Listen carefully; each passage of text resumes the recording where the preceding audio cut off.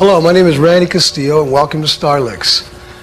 Within the format of this video, I'm going to show you some of my stuff.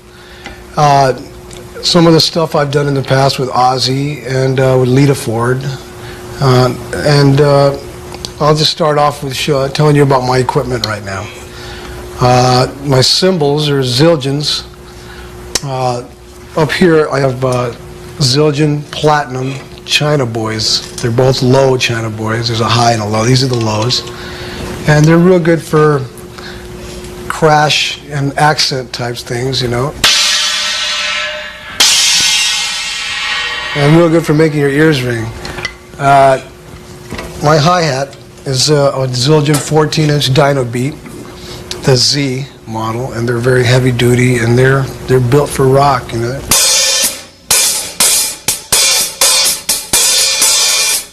And they cut through real well when you're playing with a blasting metal band like Ozzy or something. They definitely do the trick. Up here to my left is a Zildjian Platinum 19-inch Crash Ride, and it has a good attack, and the ring lasts a little longer than like the Z type, for instance.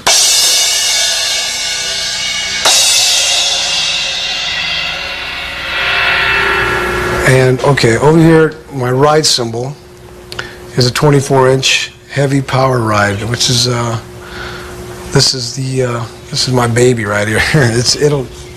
It cuts and it's loud and it's just a monster.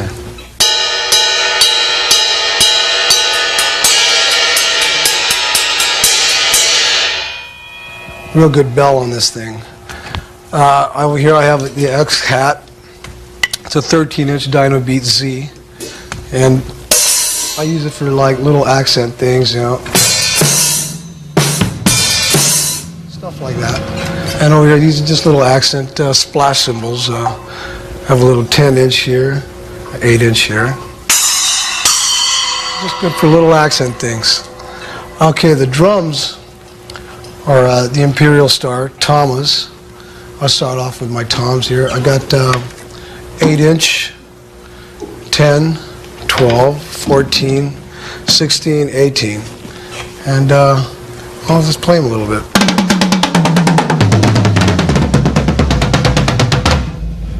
I get good range there from high to low. My bass drums are 22 by 16-inch Tomas. The 22s I like. I used to use 26, 24s, and they're a little too boomy for my taste. These have real good mid-range punch. And the sticks I use, is the Polemark 808 Hickory. And they even personalize it with my own signature on it, which is nice.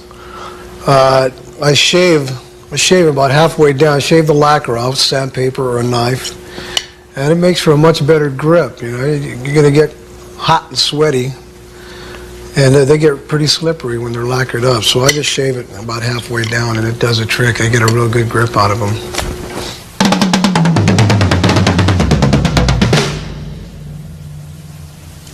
And my snare is a 14-inch by 8 deep Art Star snare, and it's a good rock and roll snare drum. It does the trick.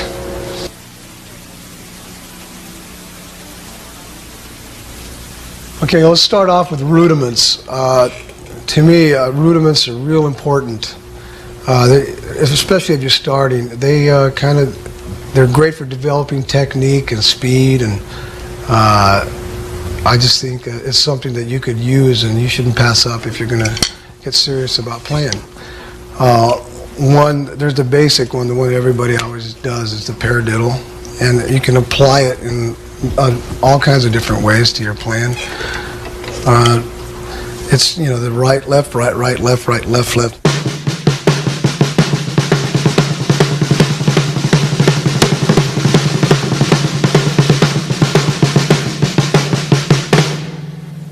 Another way of applying the paradiddle to your playing is just using interchanging it with the bass drum and the snare. Using the bass drum doing what the right hand would normally do.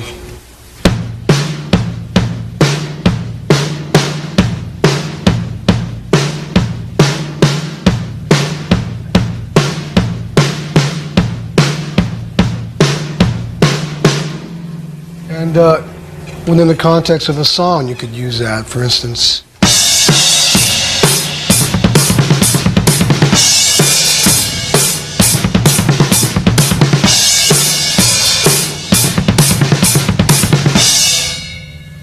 so it's a pretty effective little thing to know. There's a double paradiddle, which is just an extra 2 beats. It's right, left, right, left, right, right, left, right, left, right, left, left.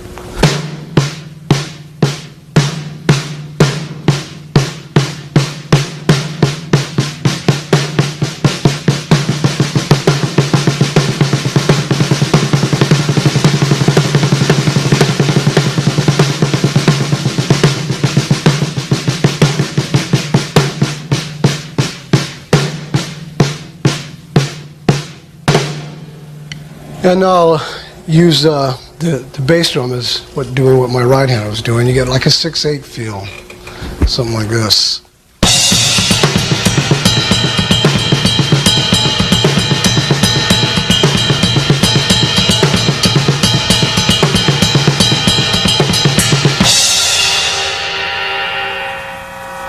And there are just endless possibilities. If you can master the rudiments, you'll be able to master the drums.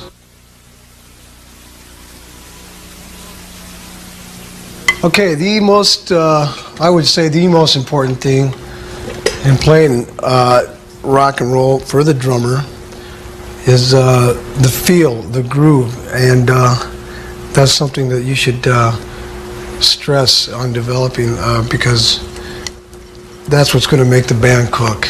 And playing with the band, you got to have a groove, and that's what rock and roll is all about. So I'll play a straight, basic rock groove, and you should try practicing it, and just practice it and practice it and practice it, and so you can develop that feel. It'll come around. You'll know it when you feel it. And so I'll just start off with a basic groove beat.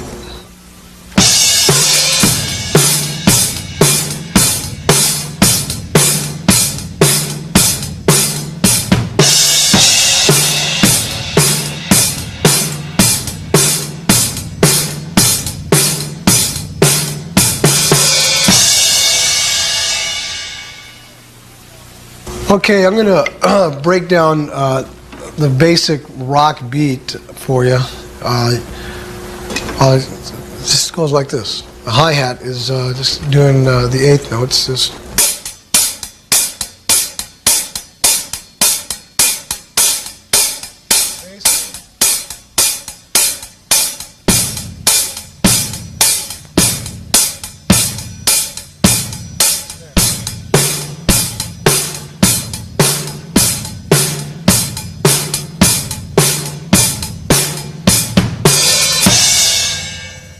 one thing that could help you in developing that is playing with a metronome and practicing with a metronome, because time and meter are really important. Nobody's going to want to be playing with a drummer that's racing to the end or slowing down.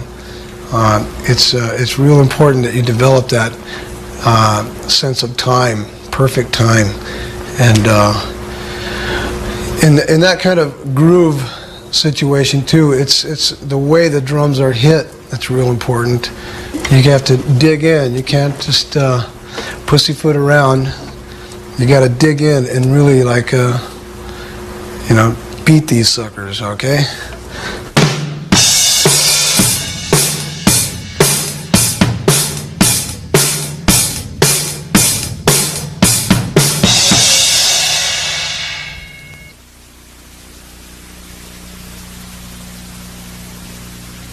I'd like to get into dynamics, playing, when you should play loud, and when you should get quiet, and using that.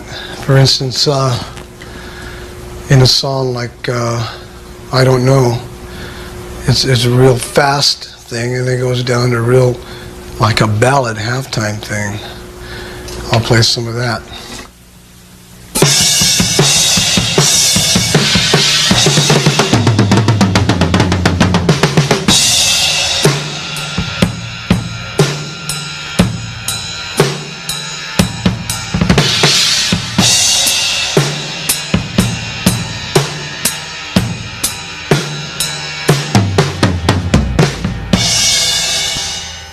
I'm going to break down that part, the transition, and I don't know, that leads into the halftime part.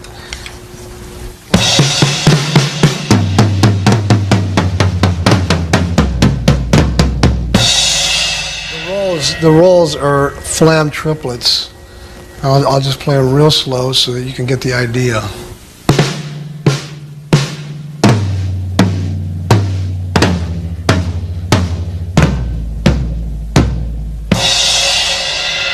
And the beat itself is just, I'll play it real slow as well. It's a halftime.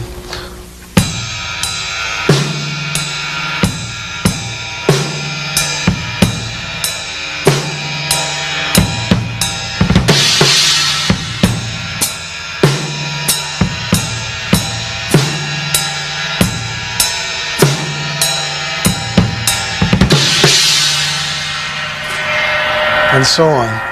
A big part of the dynamics that I want to stress is the cymbals. Choke, we're playing them open and hard and soft. It has everything to do with dynamics. For instance, in the hi-hat, when you want to bring something down, you would close it and just get more of a chunk. And you can go, it goes something like this.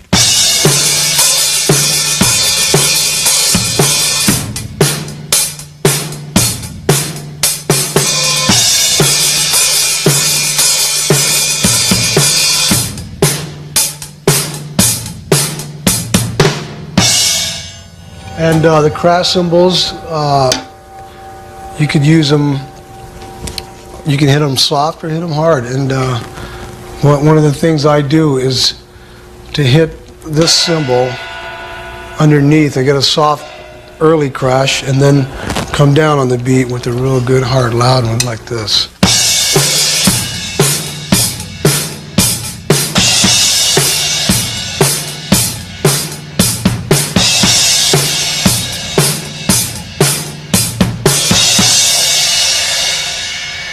And that motion underneath is real good because it's like it's one movement instead of, as opposed to going like this, which is a little more less of a flow. This way it flows better, and you're back on this cymbal with a lot less effort.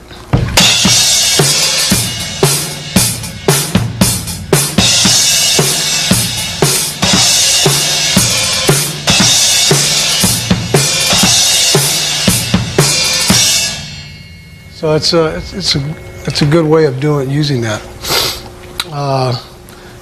Another thing is these China boys are great for accents, and the way you hit them, you can hit them real hard or real soft, depending on the kind of accent you want to use.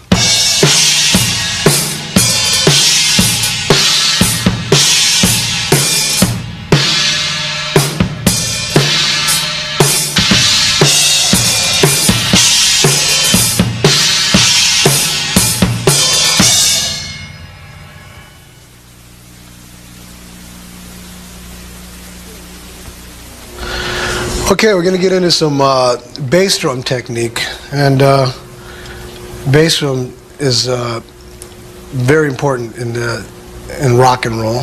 It's the low punch. It's the one that's going to hit you right here. So first of all, I'm going to show you the way I hit the bass drum. I use the toe method, as opposed to some people like the flat-footed, but you get a lot more power using your toe, because your whole leg is involved. And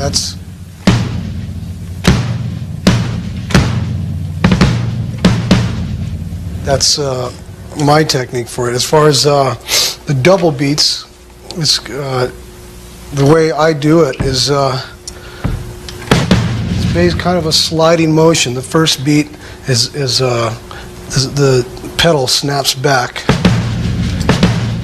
and the second is just a solid hit. The first one is a bounce. It just kind of slides in. The foot just slides into the pedal.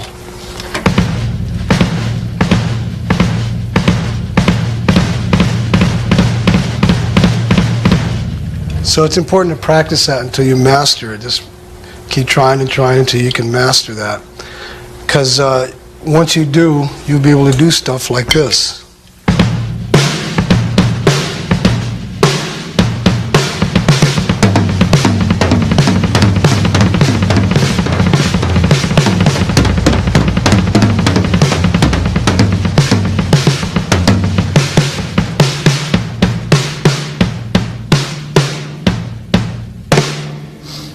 and that can be real effective. There's other things you can do with the other bass drum. Here's one thing that I do that's real effective for me, especially in a solo type of situation. You do a double on the right kick and a single on the left, and it's like this.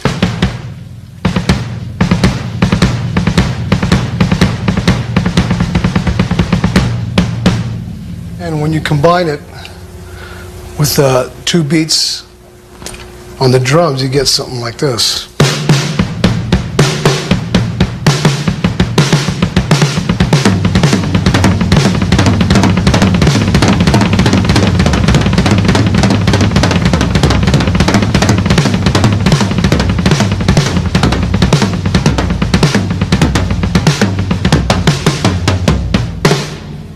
So it can be real effective in a solo situation especially. And you can use that same pattern, which is one I use on a song with Lita Ford called Die For Me Only, and it goes like this.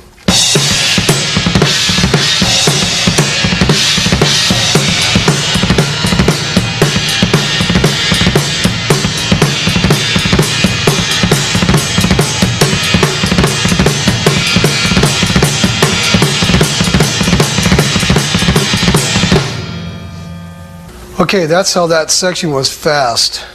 So I'll play the Die For Me Only beat slow. I'll break it down for you into parts so you can understand it a little better.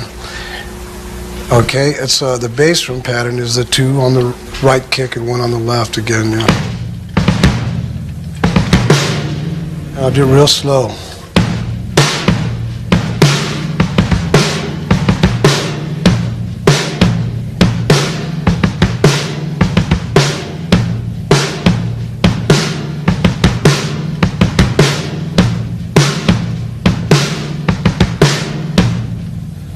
And I'll just speed it up so you get an idea of, how it hears slow to fast.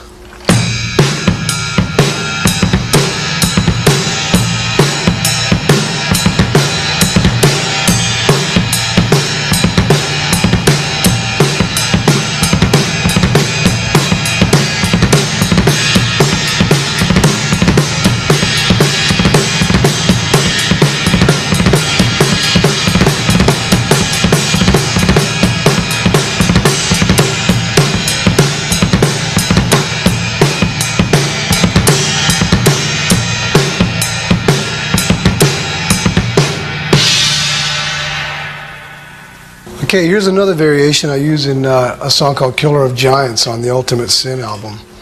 It's a double bass drum pattern, and it's in the fast part of the song. The song is basically slow, but the middle section is a fast section. And it's a good double bass drum pattern. I'll play it.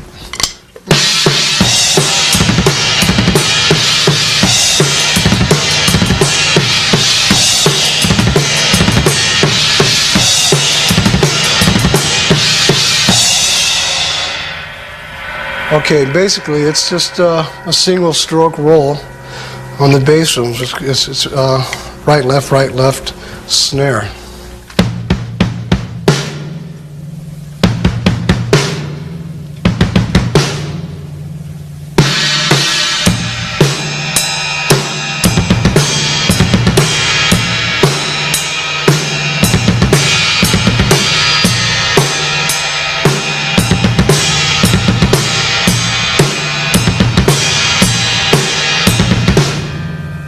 And it's really good to know. And once you get that down, get it up to speed, it's real effective when you're playing something real fast. It's a powerful lick.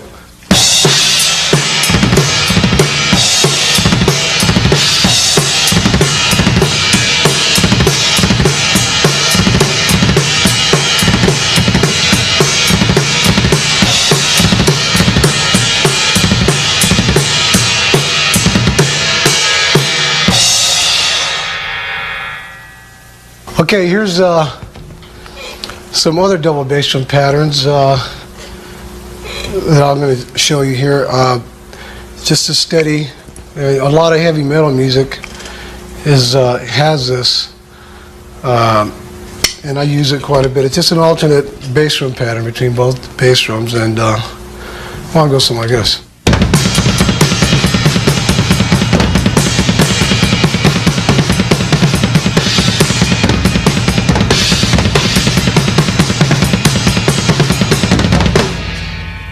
That's just a single stroke roll. I'll just do it slow for you.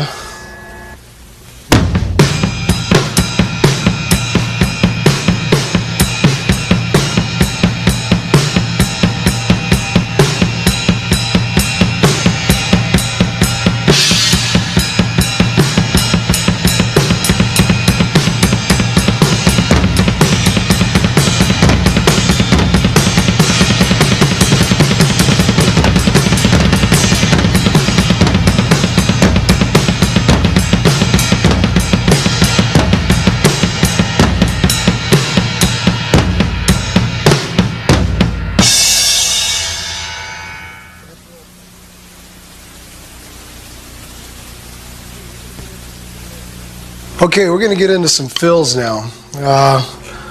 One of the more popular ones, I think, is the intro to Over the Mountain. I always get asked about how I play that. And it's, well, I'll play it fast first, and you can know what I'm talking about. And it's basically just a triplet on between the snare, the tom, and the bass drum. The pattern itself is just this.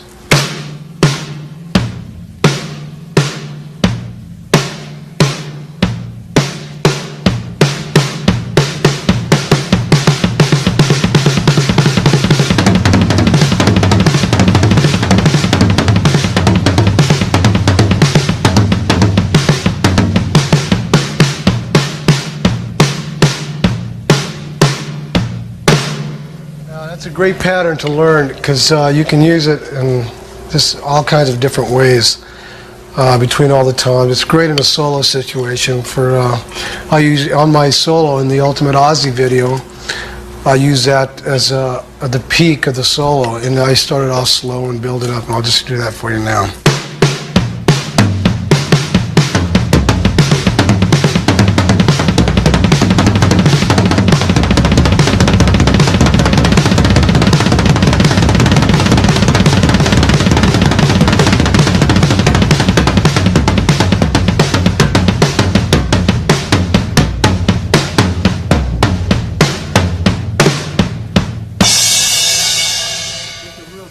Another fill I do is, and one I get asked about quite a bit, is one I did on the Lita Ford album, Dancing on the Edge, in a song called Run With the Money. And it goes like this.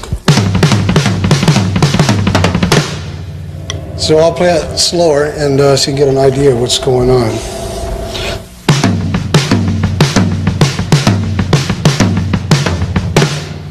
It's just basically a double sticking pattern with a double bass drum pattern.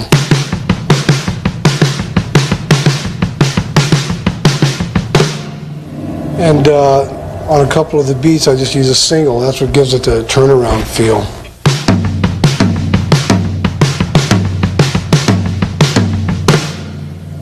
And at speed, it sounds real good.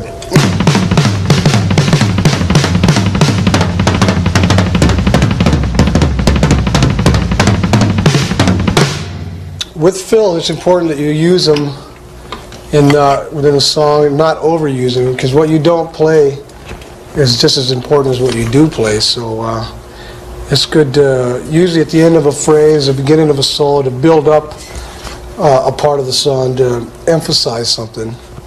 And don't overplay. Don't play fills in the middle of a verse.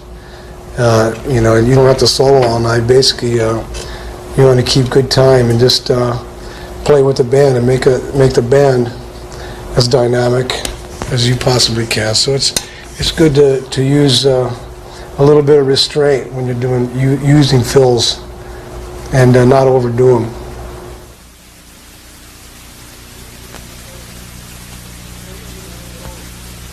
Okay, we're going to get into solos. What I like in a solo is one that has a beginning, a middle, and a peak at the end.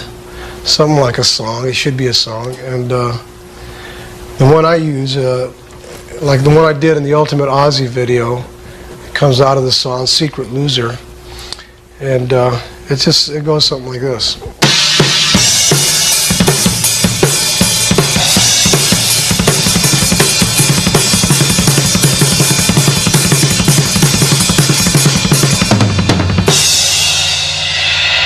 And then it leads into the rolls and etc. But I'll do a little bit of that, what I was just doing there for you. And it's basically a bass drum snare with an open hi-hat pattern.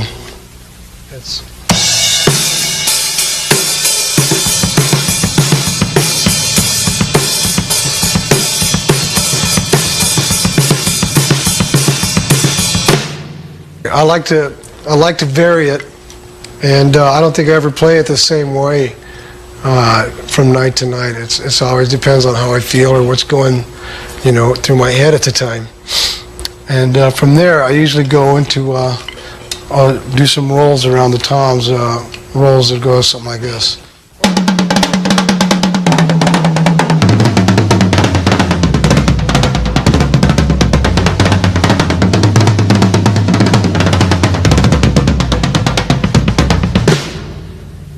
So I do that and vary it like I do everything else in the solo from night to night, and that's basically what that part is. And from that point, I'll play those rolls slow to get a better idea of what I'm doing. It's basically an alternate type of sticking pattern, which is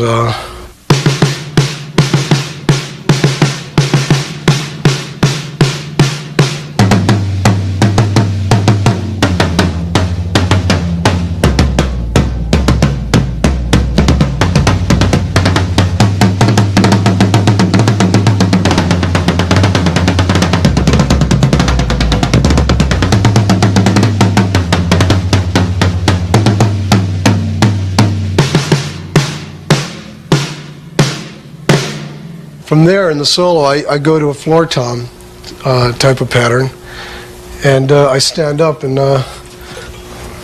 get the drum, change the tone of the drum just by standing on it and pushing down on the head. It's a good little trick.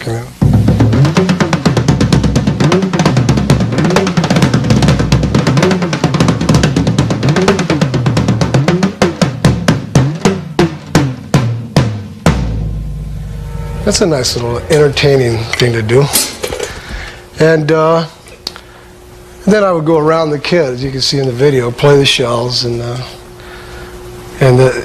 peak of the solo, I would come back and do the triplet pattern I showed you earlier, which was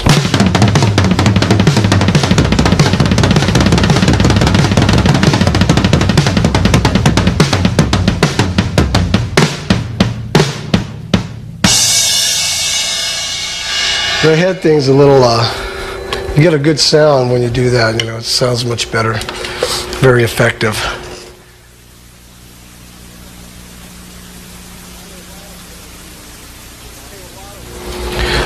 Okay, a lot of what I do with Ozzy and what I've done with bands in the past is some, just little tricks I use with sticks, it helps to add to the visual of the, if you will, of the whole show. Because usually you just have a drummer sitting back there and it doesn't get noticed that much because you're stationary and the guitar players are wailing away. So I thought, I'd like a little bit of that attention too, so I started just adding these things in the show, give it a little flash and panache.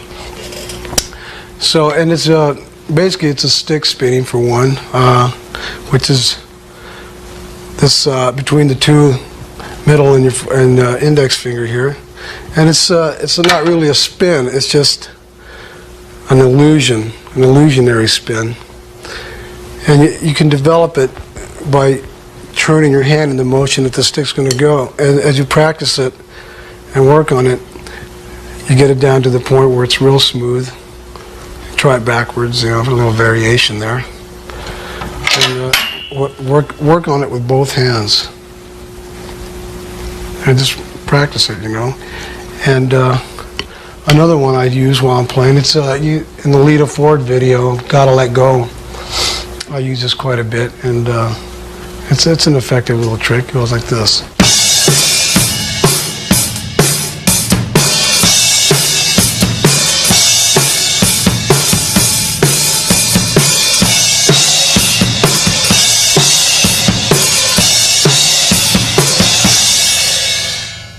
And all I'm doing there is just lifting the stick up off the hi-hat and throwing it into the air and catching it and keeping the beat going. Don't lose the beat like out of that. And this one is just flipping the stick backwards like that. That's an effective little trick to know. Now something that's a little more complex goes like this.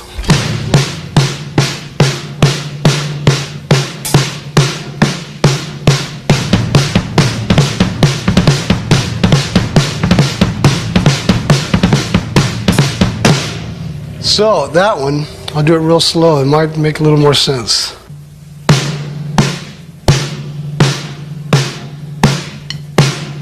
And what's happening here is my left hand, I'm holding it this way in the traditional grip. Its stick goes around like this. That's a pattern. It's not really so much a spin as it is a hand movement, but it gives the illusion of a spin. And this one is the regular spin, and I'll do it real slow.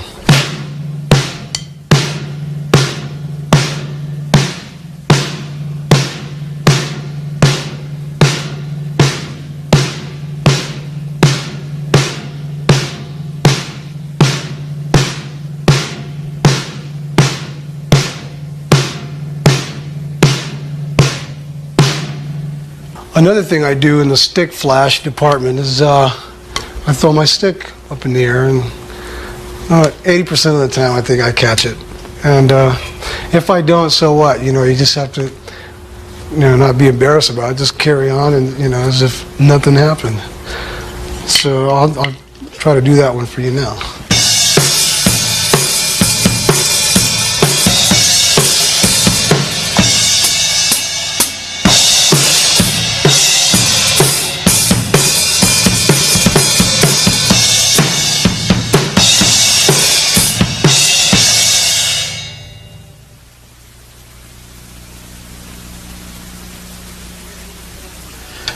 Okay, I'm going to try and just do a little bit of everything I've been covering and try to, put it all together and kind of show you what makes up my style, and hope you get a better understanding of what I'm doing, okay? So I'll just start off by playing a beat, and I'll play a few other things and try to tie it all in together.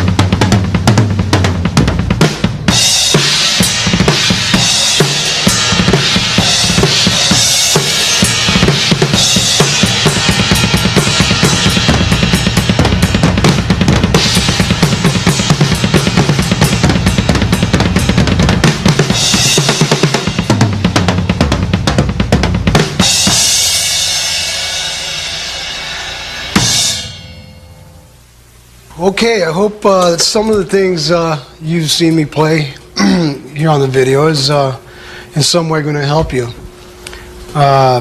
Whether you're a beginning, intermediate, or advanced player, you can never stop learning. So, it's steal from everybody, and it's going to, inevitably, it's going to come out sounding like you. Just keep on practicing like a maniac. Practice. And listen and try to play with other people as much as you possibly can, because you can learn a lot faster that way.